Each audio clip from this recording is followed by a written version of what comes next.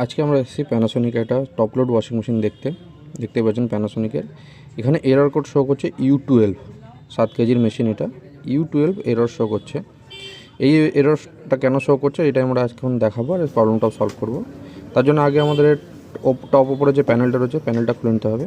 প্যানেলটার খুলে যে কাভার রয়েছে, যেখানে আপনার door switch, inlet valve, pressure sensor সব লাগানো আছে, কাভারটা খুলে নিতে হবে। কাভারটা আমরা খুলে নেওয়ার সাথে সাথেই দেখতে পাচ্ছি যে এখানে আপনার ওই ডোর যে লকটা রয়েছে, ডোর লকটা ভেঙে গেছে। ডোর লকের গোড়া থেকে ভেঙে চলে গেছে, যার জন্য ডোর লকটা ঠিকমতো কাজ করছে না, তাই U12 এরর শো করছে। U12 এরর শো এই জন্যই করে, ডোর প্রপার লক না হলে U12 এরর শো করে। এর স্প্রিংটাও খুলে গেছে, দরজার যে স্প্রিংটা লাগানো ছিল স্প্রিংটাও খুলে গেছে। তো আমরা প্রথমে স্প্রিংটা লাগিয়ে নেবো দরজার, তারপরে আমরা U12 এরর যেটা শো করছে সেটা প্রবলেম সলভ করবো। এর জন্য আমরা এই মেন যেটা ডোর লক হিঞ্জটা, এটা আমরা চেঞ্জ করব। এটা আমরা যেহেতু ভেঙে গেছে, এটার কোনো কাজ নেই, আমরা নতুন একটা ডোর লক হিঞ্জ নিয়ে এসেছি। ডোর লক হিঞ্জটা দিয়ে এটা আমরা রিপ্লেস করে দেবো।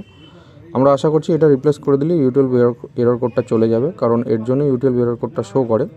তাই আমরা এটাকে ভালো করে রিপ্লেসমেন্ট করে দিয়েছি, টাইট করে দিয়েছি, করে আমরা কভারটা লাগিয়ে দিচ্ছি। লাগিয়ে দিয়ে মেশিনটাকে এবার আমরা চালিয়ে দেখব U12 এরর কোডটা শো করছে কি না। মেনলি U12 এরর কোডটা স্পিনের সময় শো করে, তাই আমরা প্রথমে এটা ফিটিং করার পর আগে স্পিনটাই চালাবো।